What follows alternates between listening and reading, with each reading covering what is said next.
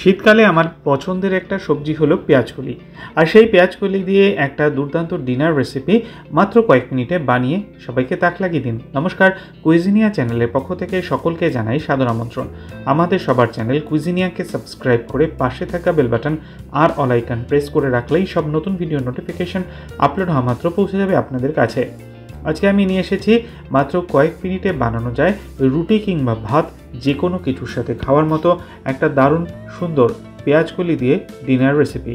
দেখে নিন ফটাফট, আর আজই বাড়িতে ট্রাই করতে ভুলবেন না যেন। এখানে আমরা নিয়েছি সর্ষের তেল। তেলটা গরম হয়ে গেলে দিয়ে দিচ্ছি একটা মাঝারি সাইজের পেঁয়াজটাকে আমরা স্লাইস করে কেটে নিয়েছি। পেঁয়াজটাকে দিয়ে আমরা প্রথমে মিনিট খানেক জাস্ট একটু হালকা তেলের মধ্যে নাড়াচাড়া করে নিচ্ছি। আর তারপর এটা কিন্তু একটুখানি হালকা নাড়াচাড়া করবেন এবং অতি অবশ্যই লালচে করে ভাজার কিন্তু কোনো প্রয়োজন নেই। এরপর এতে আমরা প্রথমে দিচ্ছি আলু। একটা বড় সাইজের আলু আমরা আলু ভাজার মতো কেটে এখানে দিয়ে দিলাম। আলুটাকে দিয়ে পেঁয়াজের সাথে মিশিয়ে আবারও মিনিট খানেক থেকে মিনিট দেড় দুয়েক সময় নিয়ে আমরা এটাকে ভেজে নিচ্ছি। ফ্লেমটা কিন্তু পুরো রান্নাটাতে আমি মিডিয়াম টু হাই রেখেছি। মিনিট দুয়েকের কাছাকাছি আলু পেঁয়াজটা ভাজা হয়ে গেছে। এবার দিচ্ছি মেন ইনগ্রেডিয়েন্ট, সেটা হচ্ছে পেঁয়াজকলি। 200 গ্রাম পেঁয়াজকলি এর মধ্যে দিয়ে দিলাম। পেঁয়াজকলিটাকে দিয়ে মিনিট খানেক থেকে মিনিট দেড়েক সময় নিয়ে আলু এবং পেঁয়াজের সাথে মিলিয়ে নিচ্ছি। এই পেঁয়াজকলিটা কিন্তু একমাত্র শীতকালেই পাওয়া যায়, তাই অতি অবশ্যই এটা শীত থাকতে থাকতে ট্রাই করবেন। 1/4 টিস্পুন হলুদ গুঁড়ো, 1/4 টিস্পুন লাল লঙ্কার গুঁড়ো, আর স্বাদ অনুযায়ী দিয়ে দিলাম আমরা এখানে নুন।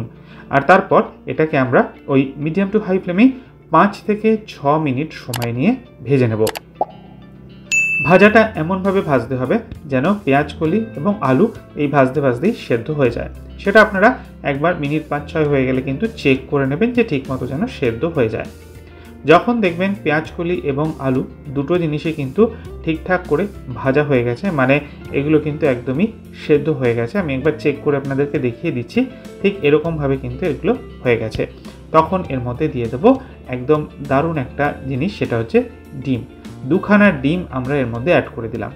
ডিমটাকে দিয়ে আবারও 3 থেকে 4 মিনিট সময় নিয়ে আমরা ভেজে নেব যাতে ডিমের কোনো কাঁচা গন্ধ না আসে। এবং বিলিভ মি, এইভাবে কিন্তু ডিম দিলে অনেকেই প্রশ্ন করেন যে কাঁচা গন্ধ আসবে কি না। একেবারেই আসবে না, খেয়ে দেখবেন। ভালো করে 3-4 মিনিট ভেজে নিলাম, ফ্লেমটা অফ করে দিলাম। তৈরি হয়ে গেল রুটি বা ভাত দুটোর সাথেই খাওয়া যায় একটা দারুণ সুন্দর ডিনার রেসিপি। বাড়িতে অতি অবশ্যই ট্রাই করে কমেন্টে জানান কেমন লাগলো। ভালো লাগলে বরাবরের মতো একটা লাইক এবং প্রচুর শেয়ার করতে ভুলবেন না যেন। যারা এখনও চ্যানেল কুইজিনিয়াকে সাবস্ক্রাইব করেননি, অনুরোধ করবো চ্যানেলটাকে সাবস্ক্রাইব করে এই পরিবারের সদস্য হয়ে যাওয়ার জন্য। লাইফ ইজ প্রেশাস গল্পের শিকালে কাল চ্যানেল দুটিকে সাবস্ক্রাইব করতে আজকে ভিডিও ডেসক্রিপশন বক্সের লিঙ্কটা প্লিজ চেক করে নেবেন। সবাই ভালো থাকবেন, সুস্থ থাকবেন। দেখা হবে পরের রেসিপি নিয়ে। আজ এ পর্যন্তই, নমস্কার।